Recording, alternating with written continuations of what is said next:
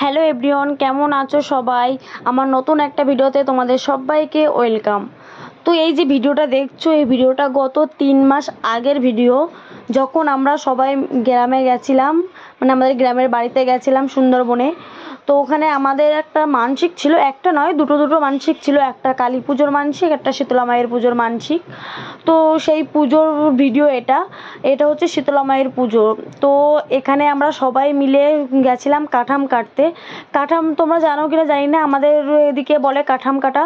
তো একটা গাছ নিতে হবে, সেই গাছের একটা ডাল লাগবে পুজোতে, তো এটাকেই বলে কাঠাম কাটা। তো আমরা সবাই একই রকম শাড়ি পরেছিলাম, মানে পুজোতে 5 জন কি 7 জনের দরকার হয় পুজোর কাজবাজ করতে।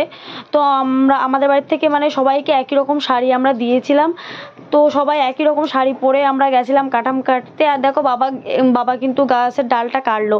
আর জানো তো এই মানে গাছের ডালটা কাটতে হবে, এক কোপে কাটতে হবে, মানে দুবার কোপ মারলে হবে না, এক কোপে পুরো ডালটা কাটতে হবে, এটাই নিয়ম।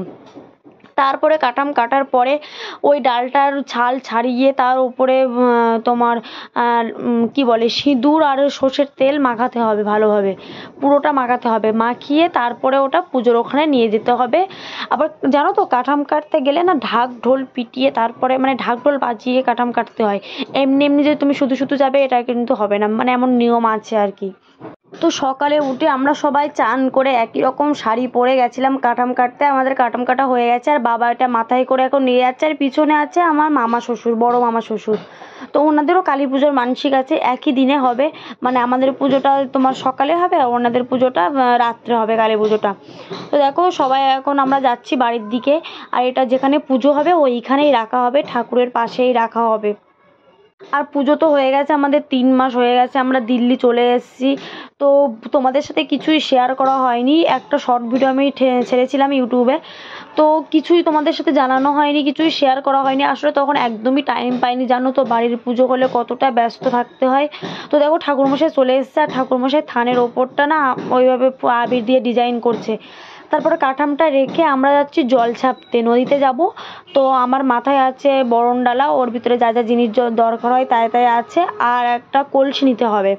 তো আমরা এখন সেই 7 জনই যাচ্ছি এখন জল ছাপতে। কাটাম কাটার পরেই কিন্তু জল ছাপতে যেতে হয়। আর আমাদের বাড়ির সামনেই যেহেতু নদী, ওই জন্য আমরা নদীতেই গেছি। তো দেখো এখন আমরা আগে গিয়ে ওখানে নদীটাকে বরণ করতে হবে, মানে যেখান থেকে জলটা তুলবো ওখানে ভালোভাবে বরণ করে নিতে হবে। আর তারপরে কলসিতে জল তুলে সেই জলটাই পুজোতে লাগবে, এমন নিয়ম আমাদের এদিকে। তোমাদের ওদিকে কেমন নিয়ম তোমরা কিন্তু কমেন্টে অবশ্যই জানাবে। আর দেখেছো কত বড় নদী আমাদের বাড়ির এখানে, আর আমাদের বাড়ির সামনেই কিন্তু একদম নদী। তো আমাদের বাড়ির থেকে নদীটা দেখা যায় না, কারণ গাছপালার জন্য দেখা যায় না, একটু জঙ্গল আছে, তার ওপারে কিন্তু নদী। তো তোমরা যে জঙ্গলটা দেখছো নদীর ওপারে, ওই জঙ্গলে কিন্তু বাঘ থাকে। তোমরা ভেবো না যে আমি মজা করছি, সত্যি ওই জঙ্গলে বাঘ থাকে।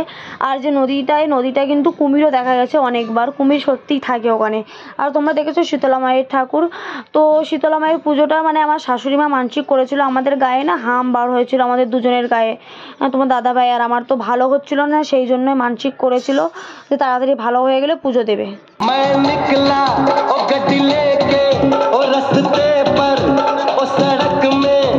एक मोड़ आया मैं पथ दिल छोड़ आया जब लिपस्टिक खिले यारा डिस्ट्रिक जिला टॉप लागेलू हो जिला टॉप लागेलू তোমায় তুলে নিয়ে যাবো যখন ভালোবেসেছি সাত পাখি পেলে নিয়ে যেতে এসেছি চোখ তুলে দেখো না কে এসেছে নতুন করে আবার বিয়ের সানাই। তো ঠাকুর বিসর্জন দিয়ে এসে অনেক মজা করলাম, অনেক নাচ করলাম, আর প্রচুর খিদে পেয়ে গেছে। এখন বসে গেছে আমরা খেতে। অনেক কিছু রান্না হয়েছিল, যেমন শুক্তো, ডাল, ভাজা, মাছ, মাংস, মিষ্টি, দই, যেমনটা হয় আর কি বাঙালিদের। তো যারা নতুন আমার ভিডিওটা দেখছো তারা কিন্তু আমার চ্যানেলটা সাবস্ক্রাইব করতে ভুলবে না। আর যাদের সাবস্ক্রাইব করা আছে তারা কিন্তু কমেন্ট করতে একদমই ভুলবে না, একটা কমেন্ট আর একটা লাইক অবশ্যই করে যেও।